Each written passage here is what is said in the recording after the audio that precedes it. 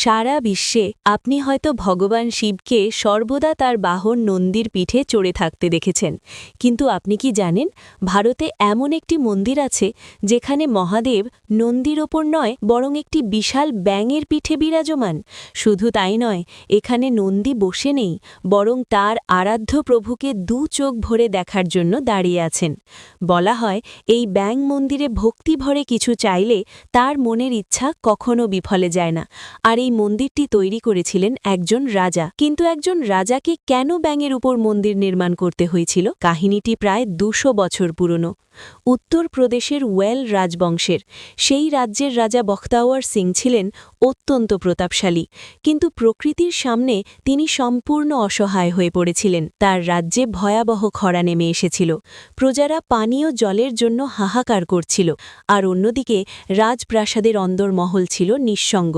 রাজা ছিলেন নিঃসন্তান, কোনো উত্তরাধিকারী না থাকায় ভবিষ্যৎ সিংহাসন নিয়েও তিনি গভীর দুশ্চিন্তায় ভেঙে পড়েছিলেন। ঠিক সেই সময় রাজ্যে আগমন ঘটে এক মহান তান্ত্রিকের।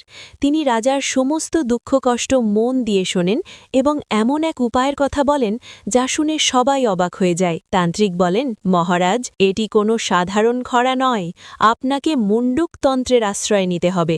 ব্যাঙই সেই প্রাণী যে মেঘকে আহ্বান করতে পারে। আপনাকে এমন একটি মন্দির নির্মাণ করতে হবে যা একটি ব্যাঙের পিঠের ওপর স্থাপিত হবে। রাজা তান্ত্রিকের কথা মেনে নিলেন। মন্দিরের নির্মাণ কাজ শুরু হলো, তবে এতে কোনো সিমেন্ট বা চুন ব্যবহার করা হয়নি। মন্দিরটিকে দীর্ঘস্থায়ী করতে পাথরের গাঁথুনিতে বিউলির ডাল এবং গুড়ের মিশ্রণ ব্যবহার করা হয়েছিল।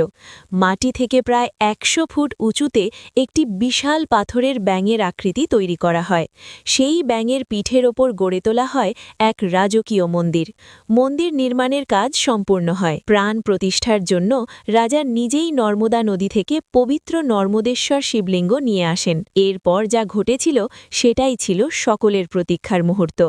যেই না পূজা শুরু হয়, অমনি আকাশে কালো মেঘে ঢেকে যায় চারদিক এবং রাজ্য জুড়ে শুরু হয় প্রবল বৃষ্টি। কেবল তাই নয়, কিছুদিনের মধ্যেই রাজার ঘরে এক পুত্র সন্তান জন্ম নেয়। আজও উত্তরপ্রদেশের লখিমপুর খিরি জেলায় এই ব্যাঙ মন্দির নীরবে দাঁড়িয়ে রয়েছে। গল্পটি ভালো লাগলে কমেন্টে লিখুন হর হর মহাদেব।